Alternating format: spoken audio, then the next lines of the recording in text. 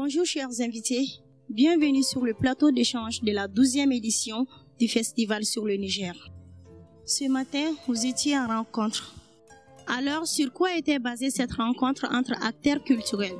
Nous avons en effet eu à échanger ensemble sur ce que ces différentes activités, ces différentes œuvres que nous produisons, que les artistes produisent, et le rôle que ces œuvres jouent pour le soutien aux efforts des gouvernants, aux efforts des politiques officielles, quant au développement, et un développement durable, parce que c'est bien du développement durable qu'il s'agit, surtout lorsqu'il s'agit des questions de créativité, des questions culturelles. Mais nous sommes appesantis assez longuement sur la rentabilité économique de ces productions et nous avons examiné ensemble les conditions qui facilitent cette rentabilité, les défis que cela représente et les précautions à prendre si on veut être effectivement rentable sans dénaturer, sans changer, sans aliéner l'identité culturelle africaine. La culture, c'est notre pétrole. Alors, nous avons, nous, acteurs culturels, le devoir de l'exploiter et de faire en sorte qu'elle participe au développement. Parmi les aspects qui ont été évoqués, il y a la question du financement, puisqu'on constate depuis quelques années que le financement de l'industrie culturelle ou de l'entreprise culturelle en Afrique sont des financements étrangers pour l'essentiel. Le deuxième constat, c'est que ces financements s'amenuisent d'année en année. Donc, il faut réfléchir au moins aux alternatives pour que cette création continue à se développer. Donc, trouver d'autres canaux de financement. On a posé également la question de la formation. Donc, pour avoir une production artistique performante, viable à l'échelle nationale comme internationale, il faut que les créateurs aient des exigences de qualité et de rigueur. On a également posé la question de l'environnement économique, en mettant l'accent sur la question des statistiques, pour que la culture soit un secteur mieux pris en compte dans les politiques culturelles, dans la planification. Il faut qu'elle fournisse des indicateurs qui permettent de mesurer sa représentativité et quelque part une partie de son impact, parce qu'il y a un impact qu'on peut mesurer au point de vue des chiffres, mais il y a un impact beaucoup plus diffus, beaucoup plus profond. De prendre en tout cas en compte toutes les dimensions de la culture pour qu'elle soit mieux prise en charge au point de vue des politiques. Donc, entre autres questions, on a évoqué ces aspects-là. Il y a un autre aspect, c'est l'aspect des responsabilités en matière de politique culturelle et de leur implication directe ou leur impact sur le développement socio-culturel de nos États. Et cette responsabilité, me semble-t-il, devrait davantage incomber aux professionnels du secteur culturel plutôt qu'aux politiciens purs. Et voilà que nous, acteurs culturels, professionnels du secteur culturel, nous nous tenons à l'écart des instances de décision.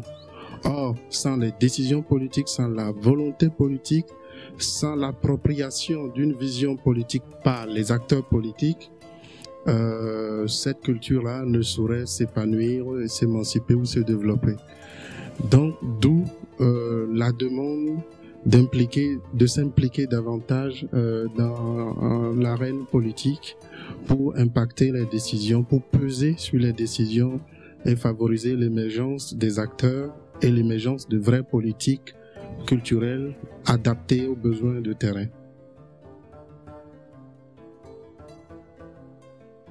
Une recommandation qui m'a paru importante et innovante,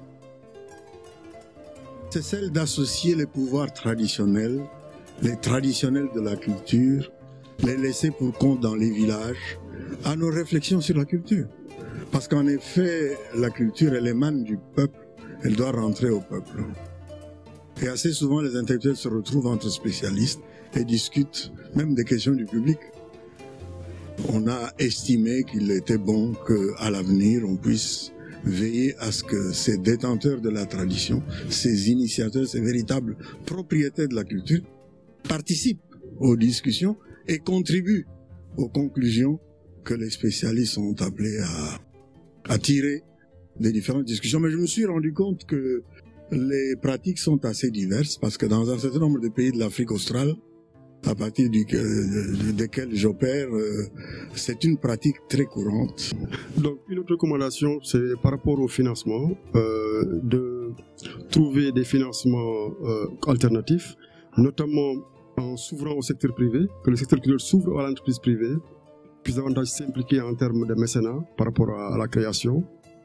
Autre recommandation, c'est la question de la formation. On a mis l'accent sur la question de la formation à deux niveaux.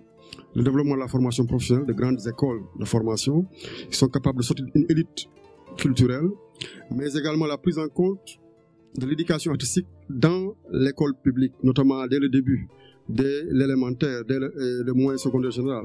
Parce que c'est là non seulement qu'on fait naître la vocation, mais c'est également là qu'on forme le public, qui va devenir le marché donc, de demain.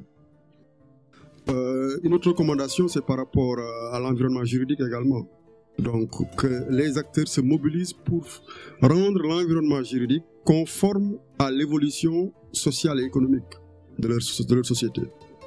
Et donc, ça, c'est des combats d'avenir, puisque la propriété intellectuelle, donc notamment le droit d'auteur, aujourd'hui, est un des plus grands pourvoyeurs de redevances, de richesses pour les créateurs. Donc, on parle beaucoup de piraterie, ce qui donne un manque à gagner. On parle beaucoup de l'Internet, de nouvelles technologies, mais c'est à la fois des facteurs de nouvelles difficultés, mais aussi des opportunités auxquelles il faut s'adapter. Puisqu'il y a une crise, mais la crise, ce n'est pas une crise de la consommation, ce n'est pas une crise de la dévalorisation de l'art. On consomme de plus en plus les produits culturels, mais comment faire pour que les producteurs en bénéficient davantage? Donc, vous allez citer cette adaptation à tous les niveaux, qui concerne aussi bien les populations, les créateurs que les pouvoirs publics. Voilà. Je crois qu'il faut que les acteurs culturels, les créateurs en général, arrêtent de croire que le terrain politique est un terrain réservé à quelques privilégiés, aux enfants gâtés, on va dire, de la République. Il n'y a pas une école où on sort politicien.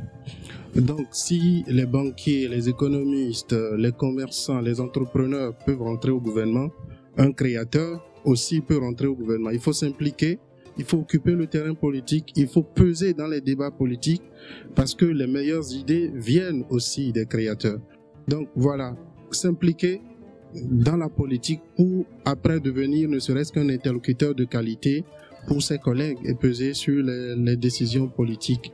Voilà, je crois qu'on a fait le tour. Je vous remercie encore. Merci bien.